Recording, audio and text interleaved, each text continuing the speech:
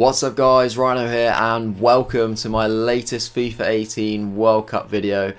It's going to be another one of my prediction videos guys, and also obviously including the combined 11, but this time it will be for Group F. This is the group which includes Germany, Mexico, Sweden and South Korea. So I'll sort of crack on with the team and then obviously talk about the predictions again. See, the usual thing of starting with some of the sort of like nations I'm not going to have as much of. So probably South Korea won't have too many players, but I do have Heung-min Son, which is going to be a big player for this team. He will certainly be one of the players from Korea, and even this guy, Lee Jae-sung, may be involved, being 76 overall. It's a definite possibility there for him to be in there. I'll have a look at Sweden. Can't imagine I've got too many Swedish players in there.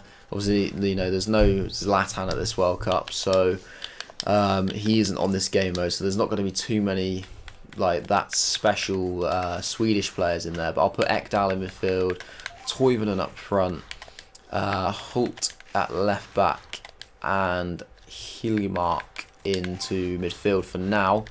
So I've managed to get all their players involved, which is a good start. Mexico would be the next team to have a look at. Now Mexico got some very good players.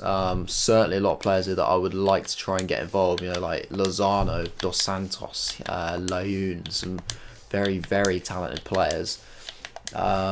See if I've got much else there. I've got 94 pace winger called Dam. Guardado will certainly go in the team. Put him in there instead of Hiljemark. Lozano I'll put in, but I just put him on the right because I don't really want to take Son out. There's no point doing that. Dos Santos can play as well instead of Ekdal. Maybe even Jimenez, possibly.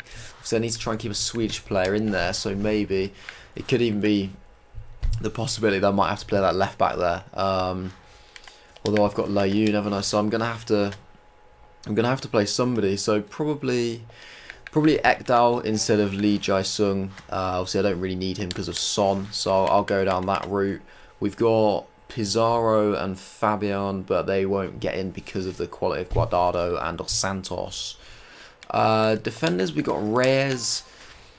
There's also Aguilar, who can play at right back. Even Ayala for centre back, and then obviously there's Dam as well. But you know, we've got good wingers, so we've actually managed to pretty much fill the whole squad without even using the German players, which is a very good start. Which means I'm going to have plenty of options for the bench. And a lot of these players aren't actually that bad, to be honest. So, I mean, they're very talented players in real life. Obviously, like Lozano and Son, very good wingers to have.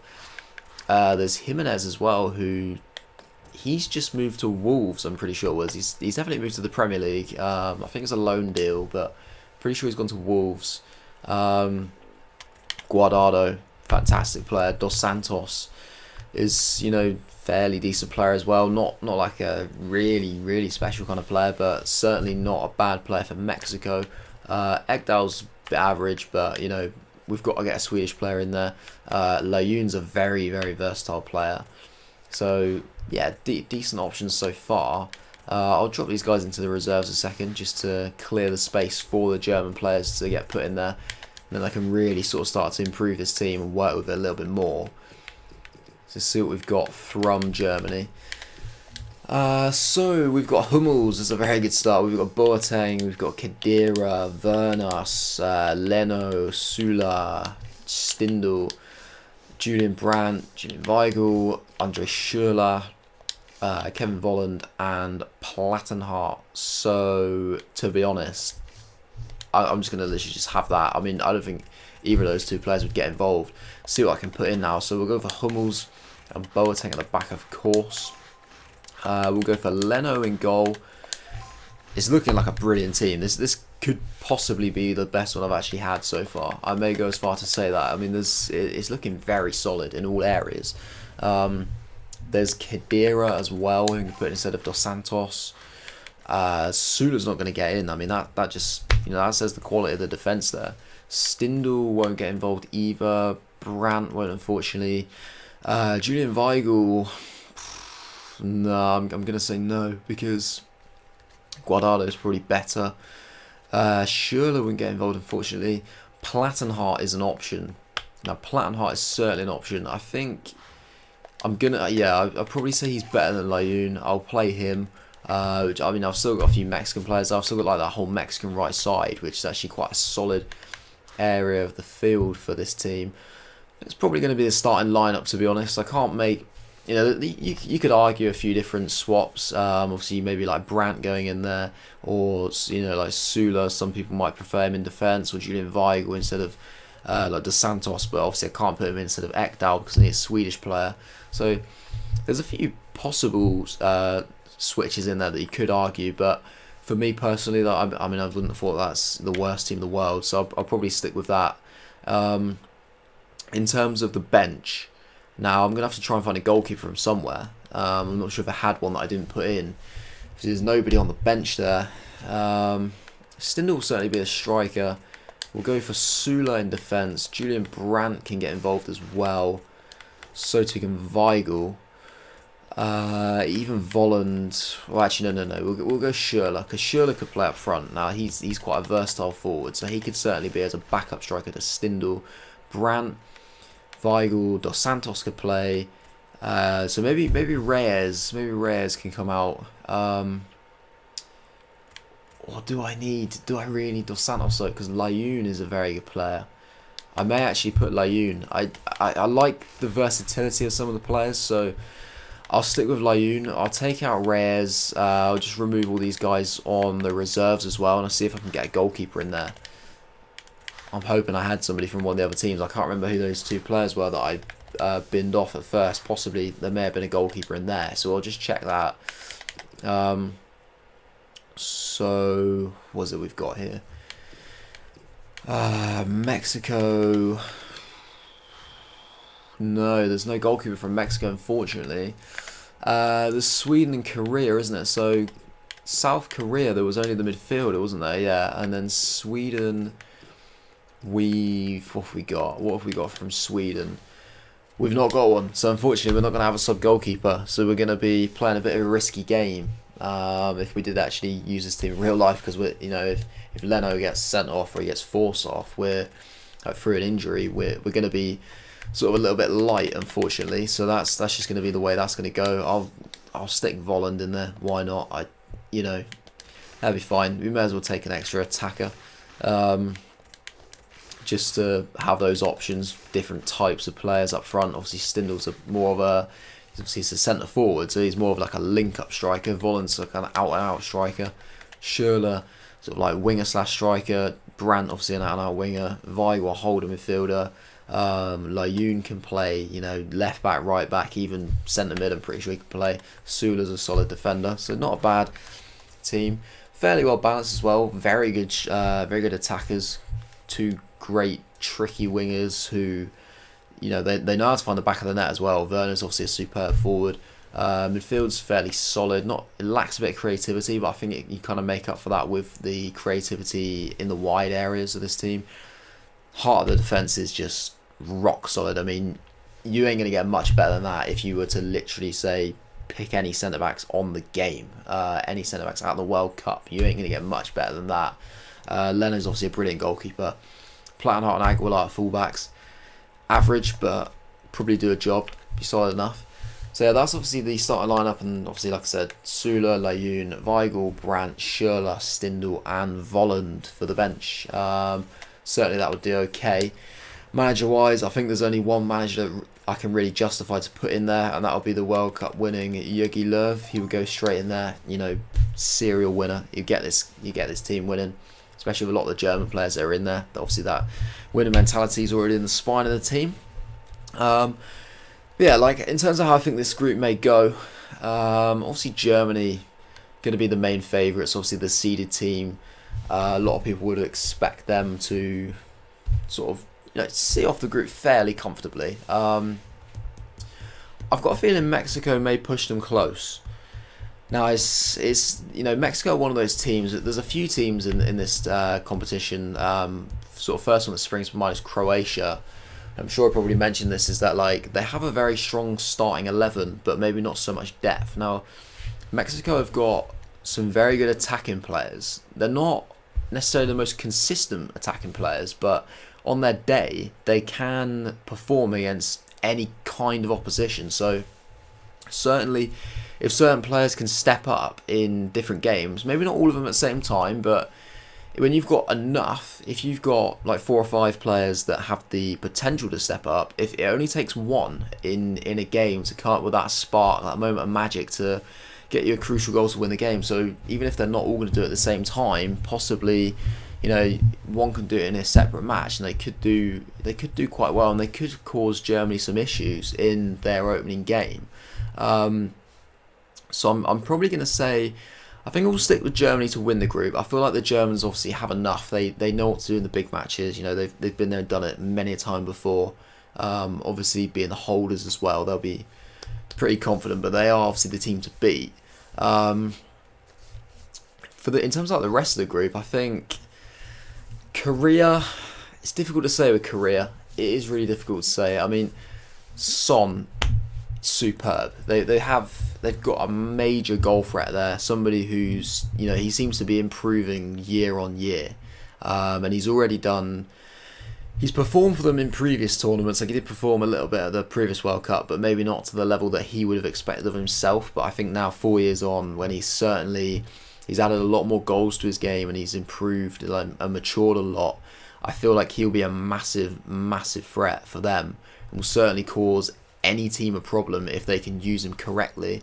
But whether or not they've got enough in other areas of the field to support him is another question. That's obviously the issue that a lot of these top players get, who are in you know, playing for teams that don't have the strongest all-round side. Is sometimes they get lost, and they always get let down a little bit by their teammates. And obviously it's not their fault, but you know, it would happen to even the best of players, and we've seen it in the past in previous tournaments, even with, like, you know, Cristiano Ronaldo. Like, he's always been up there. Like, him and Messi have always been the two that everyone's looked to perform and try and win the tournament single-handedly, like Maradona did in all those years ago, I believe 1986. But Ronaldo was never able to do it in the past because he just didn't have the quality of players around him. It's so difficult. If you don't get the service, you can't perform as well as you would like to, and as well as you can. And we're seeing now that finally, you sort of got a glimpse of it back in the Euros. He seems to finally believe in the team that he has around him, and he trusts the players. He's happy with the players. You can see that he definitely seems to enjoy how he plays a lot more. And I feel like this is a sort of similar thing with Son. If he has the confidence in the players around him, he'll enjoy his football a lot more, and he won't feel as much pressure to perform, and, you know, maybe that might make him perform better. So, but obviously there is, you know, you could look at on the flip side that he could live up to that pressure if he does feel there is pressure, and he could really take the team by the scruff of the neck and sort of drag them through the group. He's got the ability to do that, so it'd be very interesting to see how he gets on in that sense. One team that, obviously the other team in the group, Sweden, is a side that used to have that sort of player in their team that doesn't anymore, in Zlatan Ibrahimovic. And that always seemed to kind of weigh them down in tournaments. He never seemed to used to step up for them, and if anything, he held them back because they became a bit of a one-man team, and everyone knew how to sort of nullify him as well. He's not like a striker who could ever get in behind, but obviously he is a very, very good striker. But he couldn't do it because of the players around him. And it's another situation, like I said, if you're like the standout one individual, all the other team's got to do is just kind of, once they stop him or stop that one individual, it's very easy to stop the rest of the team. And there's ways of stopping that individual. You can stop him by marking him, or you can stop him from basically like pressurizing the slightly lower quality players, to stop them allowing to put serves into him. And these lower quality players probably aren't used to this pressure, and they'll crack. They will crumble under it, and they'll crack under like a high press, or the mental pressure of having to, you know, knowing that they need to supply this player and not being able to. And they probably haven't had to deal with situations like that before, but Sweden now don't have that. They now seem to have a team, like, it's similar to England, where they don't have many like outstanding individuals, but they have a team that seems to work and gel together, and they had a much better qualifying campaign, and they're not reliant on one particular player now, and they're probably going to be a team that, you know, if they get their tactics right and they put in 100% effort, which I'm sure they will because it's a World Cup, and I don't see why any team wouldn't put in 100% effort, they could be a threat. They could certainly be a threat with a few moments of quality from players like Forsberg or Toivonen. That's all I can really think off the top of my head. I don't know if there's anybody else, but Forsberg is the main one for me. So certainly be interested to see how they get on. But it's so difficult to call it. It's so difficult to call third and fourth, I have to say. I'm tempted to go... Ooh, blimey! I honestly couldn't even decide before the video, and I was hoping by talking through it I may sway my mind for this. I'll start off with the obvious bit. I'm going to say Germany to win the group. I'm going to say Mexico to go through in second, but to push the Germans really close. Maybe even nick a draw against them in the opening game, but I feel like Germany will have enough, and maybe even Mexico may bottle it against one of Sweden or Korea and almost throw away the hard work they did against the Germans to get that draw. But like, even if they draw against Germany, I don't see that Mexico sort of guaranteed to win the other two matches, whereas the Germans would, I think they certainly would. I think they'll certainly get at least 7 points, maybe maximum points in win every game. But yeah, like I said, I really can't call Sweden or Korea. I feel bad for saying that Sweden will finish bottom, because that seems quite sort of outrageous, because I don't think I can remember Sweden finishing bottom of a group. I mean, they're not. They've always been okay. I mean, they might have done it at the Euros. I'm not sure. I can't really remember, but they've always been like a fairly solid team, because they've had Ibra, but they've never been obviously good enough to kind of go far in tournaments. And Korea's one of those teams. I feel like there's something about Son. There's something about Heung-min Son in previous like Premier League seasons. He's really kicked on, and I've got a feeling he might do something here. So I'm gonna take the gamble. I'm gonna say Germany, then Mexico, then South Korea, and then Sweden. But I may live to regret that. That could be completely wrong, but I'll hold my hands up if that is wrong. I really can't call it, but I'm going to have to say that. I'm not going to sit on the fence and not predict it. That's what I'm going to say. So just to confirm, guys, I'm going to say Germany, Mexico, South Korea, and Sweden is how it's going to finish. Very tight between Sweden and South Korea. Quite tight between Mexico and Germany as well, I'm going to say. But I don't think there's any doubt for which two teams should go through, which two teams should go out, unfortunately. But yeah, that's pretty much it. Obviously, pretty sure the next group that I'm going to do is England's group, so stay tuned for that. That should be quite interesting. I'm really not sure what to expect from them in this World Cup, so that's going to be the next one to come. Probably release that maybe the day after this one comes out, just before the match, obviously, so that, I mean, I've been trying to get all these predictions out before the groups kick off, so I haven't got any sort of advantage of seeing how any game starts or pans out. But yeah, that's going to be it for this one, guys. So if you enjoyed it, if you did, obviously feel free to do the usual stuff, like, comment, subscribe, that sort of bits. And also, follow me on Twitter as well. Whenever I'm packing players, I'm sort of putting it on there, so because obviously I'm not going to just make a video for each individual player that I pack like off camera. So if you want to see updates of things like that, and when I win the World Cup and various bits and pieces, like my opinions on these like substitution SBCs that are coming out, that's all on my Twitter as well, so feel free to follow that. Links in the description below. But yeah, that's it. Thanks for watching. Hope you enjoy the rest of your day, and I will see you in the next one.